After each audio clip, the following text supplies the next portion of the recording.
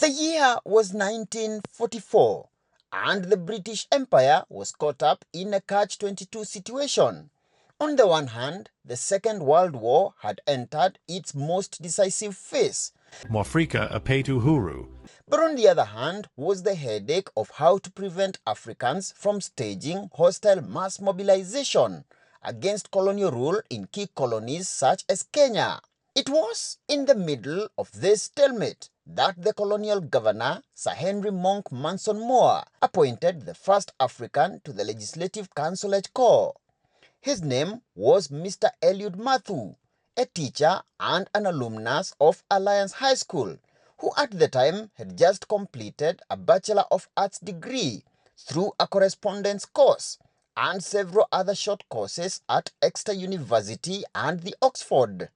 The Legislative Council records archived alongside the Hansard of the Parliament of Kenya show that the House sat on Wednesday, the 11th of October 1944 at 11 a.m. inside the Memorial Hall in Nairobi, which is this building located along present-day Kenyatta Avenue. Among the business lined up for the day during the session, presided over by the colonial governor, was the administration of oath to two nominated unofficial members, namely Eliud Mathu representing the Africans and one Reverend Leonard James Beecher, an English-born Anglican missionary who also served as the first Archbishop of the province of East Africa, who was also appointed to represent African interests in the Legco. But from the word go, Mathu was well aware of the difficult task ahead of him, caught up between the skepticism of the white colonial administrators and the suspicion of Africans on where his true loyalty lay between the colonialists and the growing nationalist movement that was more radical in pushing its agenda, including through insurgency campaigns. Mathu's predicament is captured in the Hansard extract of his maiden speech in the House, right from the very first sentence, in which he said, and I quote, "Your Excellency, it has been pointed to me from many quarters that my appointment to this council is going to be a very difficult task for me." End of quote.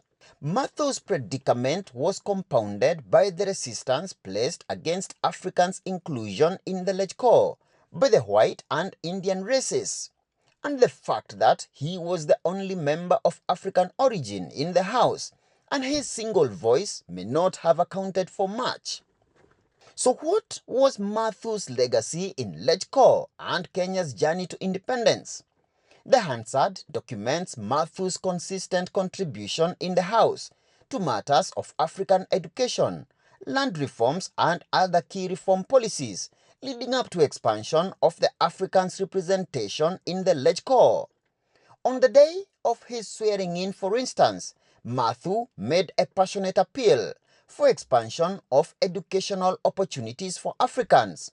Mathu told the House that most of the Africans at the time were illiterate, and that unless there was a firm and determined policy as regards the education of the African people, that state of affairs was bound to continue for a long time. He added, and I quote, "I suggest that consideration be given to the institutionalization of compulsory education for African children, in the first instance in such towns as Mombasa, Nairobi, Nakuru, and Kisumu. There is a provision for compulsory education for European children in Kenya, similarly for the male Asian children in some towns, and I feel that the African people would welcome an attempt being made to provide compulsory education for African children in these towns in the first instance, then spreading through the entire country as time goes by." End of quote. Mathu continued representing Africans in the Legco until the year 1957, when the escalated wave of African nationalism forced the colonial government through the Littleton Constitution to institute further reforms in the Legco, including opening the council to 8 elected African representatives, During that election, Mathu threw his hat in the political ring to contest the seat for Central Kenya representative, but lost to Bernard Mate, who was elected alongside Tom Mboya for Nairobi area, Daniel Arap Moi representing the Rift Valley, Ronald Ngala for the coast, Jaramogi Oginga Odinga for Nyanza, Masinde Muliro representing North Nyanza, Lawrence Oguda for South Nyanza, and James Mwini for the southern, also known as Ukambani region. Following his exit from the Legco, Mathu later moved to international diplomacy, serving in the lucrative post of Executive Secretary and Commissioner for the United Nations Economic Commission for Africa, UNECA.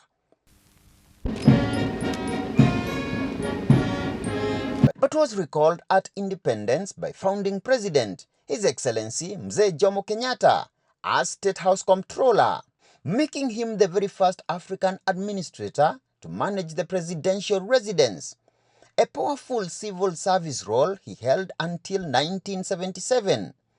In later years, Mathu transitioned to the corporate sector, where he served as the chairman of Kenya Airways and also sat on the executive boards of several major corporate and public utility firms across the country. He died on the 26th of May, 1993.